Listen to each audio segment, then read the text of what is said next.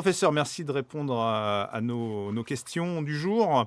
Donc vous êtes, chef des réanimations au CHU de Brabois, hein, c'est bien ça?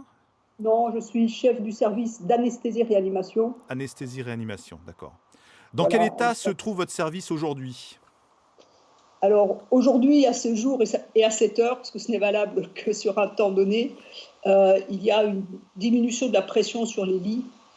Nous avons quelques lits de réanimation disponibles, aussi bien pour la réanimation que nous dédions au Covid que pour les réanimations classiques. Est-ce que c'est un signe encourageant pour vous? Ah oui, beaucoup.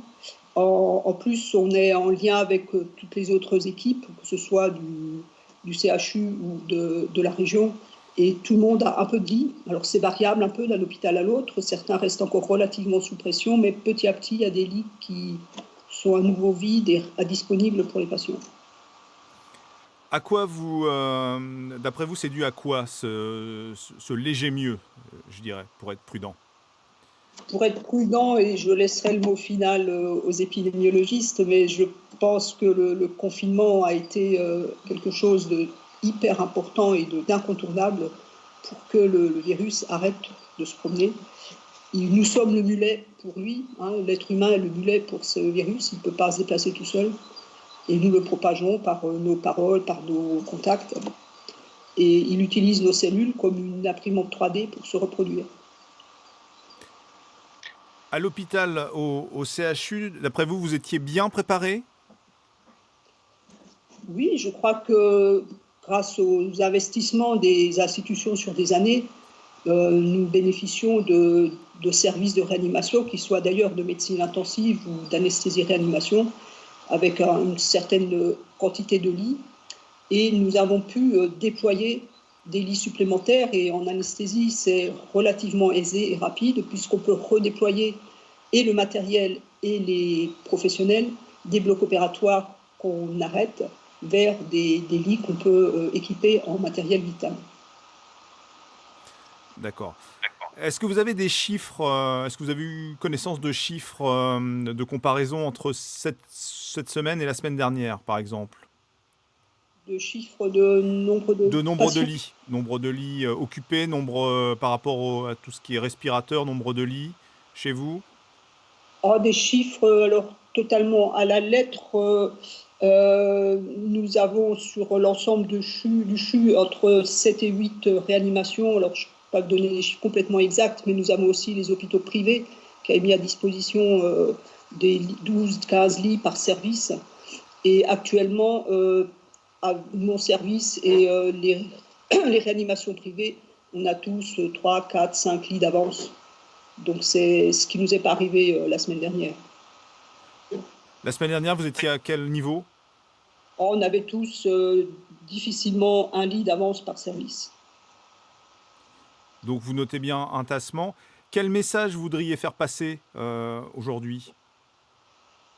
Je voudrais faire passer deux choses. Que, un, les équipes de toutes les réanimations, quelle que soit leur spécialité, ont donné beaucoup, vraiment avec une mobilisation du personnel médical, paramédical, qu'on a été super aidé par nos institutions, les biomédicaux, la logistique. Et surtout aussi, l'autre message, c'est vers la population. C'est dur parce qu'il y a eu, je pense, tout le monde a dû être touché, plus ou moins légèrement ou plus ou moins gravement dans la famille, donc c'est un moment dur, mais qu'il faut continuer encore le confinement. Il faut vraiment qu'on stoppe la propagation de ce virus. Qu'est-ce qui vous manque, s'il vous manque des choses à l'heure actuelle, à l'hôpital, dans votre, service? Est-ce que vous avez encore besoin de choses? Enfin, on parlait de bon, à un moment, c'était les respirateurs, après ça a été le matériel en masque, en est-ce que vous recevez maintenant, est-ce que vous commencez à recevoir du matériel, des médicaments, dont vous avez besoin? Alors le matériel, les respirateurs sont toujours un petit peu en tension, en ce sens qu'on a déployé sur certains lits des appareils un peu moyen de gamme de réanimation, hein, qui permettent parfaitement de ventiler, mais quand même qui ne sont pas nos respirateurs de réanimation habituels. Donc ça commence à se compenser. Par contre, ce qui va manquer, c'est les médicaments pour faire dormir les gens, les médicaments pour pluraliser les gens, et puis du matériel à usage unique, dont on arrive un peu au bout des réserves et des capacités de fourniture.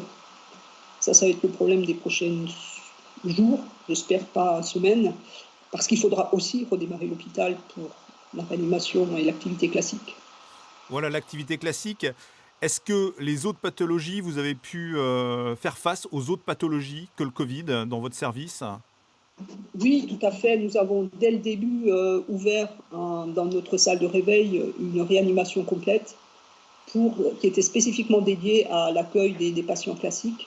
Donc on n'a jamais manqué de lit de ce côté-là, ainsi que les réanimations spécialisées, comme les réanimations de neurochirurgie ou de chirurgie cardiaque, ont pu préserver une partie de leur lit spécialisé. Donc de ce côté-là, l'accueil a toujours été possible.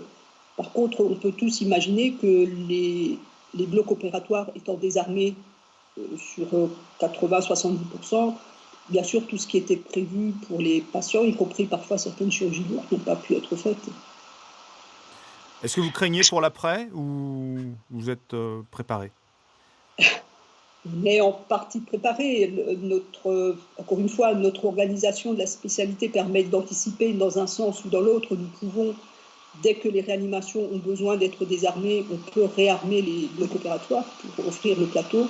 Néanmoins, le personnel aura passé une crise importante, que ce soit médicale ou paramédicale, parce que le personnel anesthésiste ou les IAD, les infirmières d'anesthésie, ont participé dans les réanimations à ce flux d'activité. Donc oui, ce sera un moment de retour à la normale qui sera difficile. Oui. Merci. Merci, Merci à professeur. vous.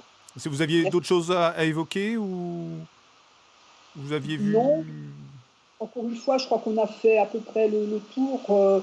Il faut vraiment, encore une fois, je me répète un petit peu, mais remercier aussi tout le support logistique, aussi bien de l'hôpital, mais aussi des industriels qui se sont tous manifestés pour nous demander ce qu'on avait besoin, qu'est-ce qu'on peut faire.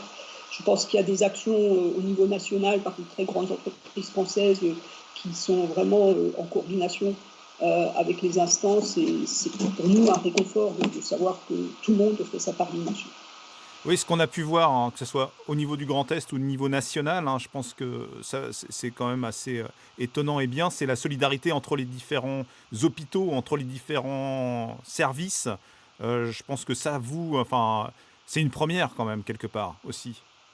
Oui, et ça c'est une grande leçon que vous soulevez, c'est d'apprendre à mieux travailler ensemble.